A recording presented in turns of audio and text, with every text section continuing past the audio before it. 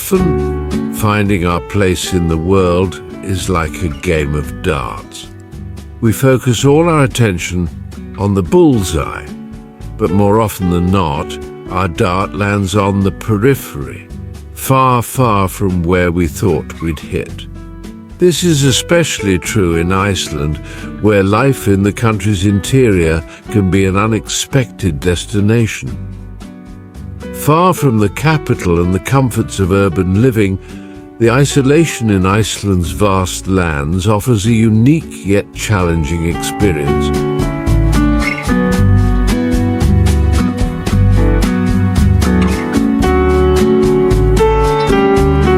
About 5 smiled at me. Together with my wife Irma, we decided to explore a bit of Iceland's interior, as we often do, with no destination in mind other than whim. We simply arrived at a bus station and set off towards Selfoss, a tiny town in the south of Iceland located on the banks of the Ölfusá River.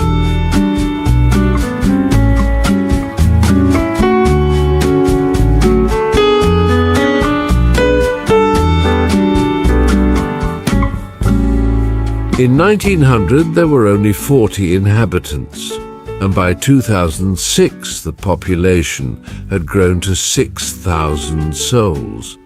Despite its small size, it serves as an important agricultural service hub. For us, it became a window into the simplicity and extreme tranquility of life in such a place, a reality you can grasp in just 5 minutes. Resigned to not wanting to return, we hit the roads in search of risks and adventures.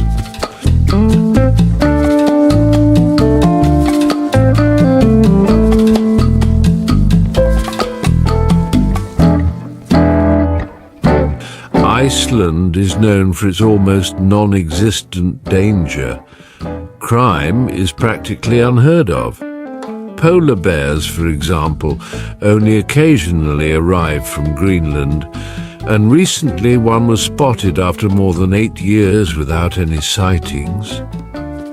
While hitchhiking may seem risky in these lands, the only dangers you face are not finding a little tree to hide your silhouette while relieving yourself, or perhaps the occasional bleating of a sheep. Aside from that and the weather factor, you won't face many more dangers.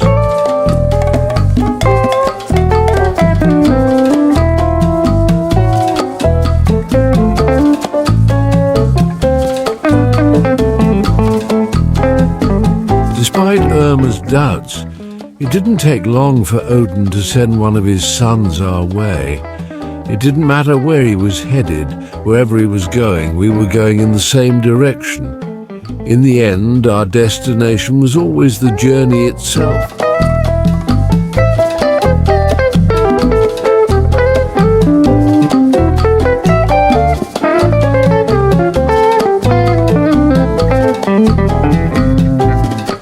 Outside, vast expanses of an endless frozen wasteland stretched out with low mountains and a small house every many kilometers, lost in the middle of nowhere.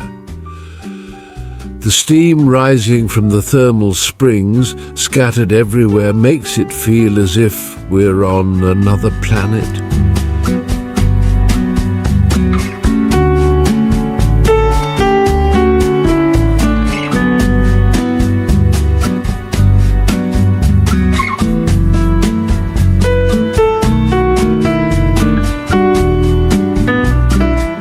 Finally, the destination that awaited us.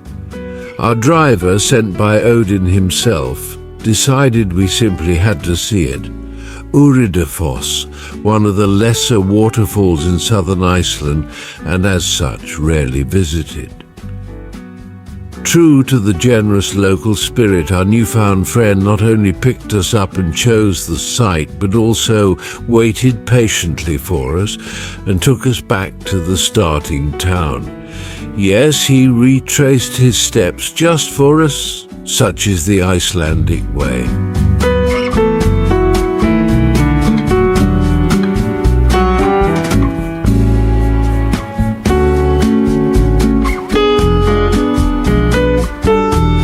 most of Iceland remains uninhabited, with the vast majority of its population living along a ring around the coast. 20% of the main island is used for grazing, while only 1% is cultivated. The country's physical landscape is a mix of barren fields, fertile farmland, and rugged peaks.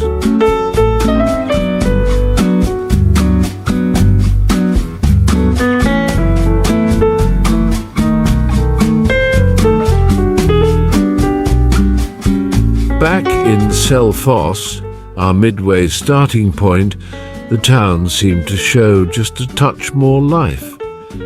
With the fading daylight, the streets and local spots took on a slightly more vibrant energy. Subtle, of course, never over the top, just as you'd expect in a place like this.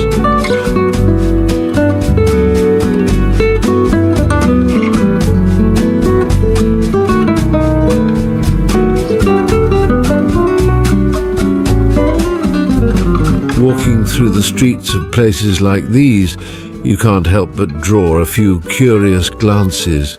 It's not uncomfortable, mind you, but it's easy to spot who the newcomers are, no effort required.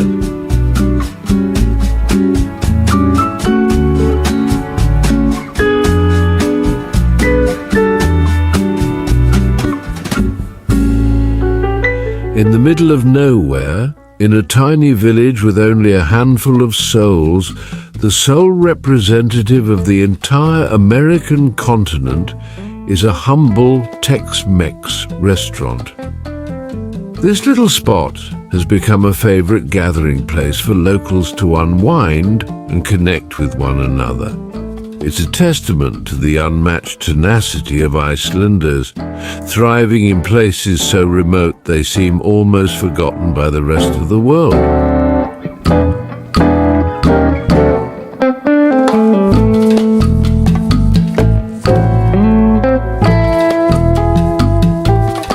Thanks for making it all the way here. If you enjoyed the video, just give us a simple like. You can check out this content I've left here for you, or join us in a few days for the next video. And if you're planning a trip to Iceland, behave yourself. I know what you're like. Bye.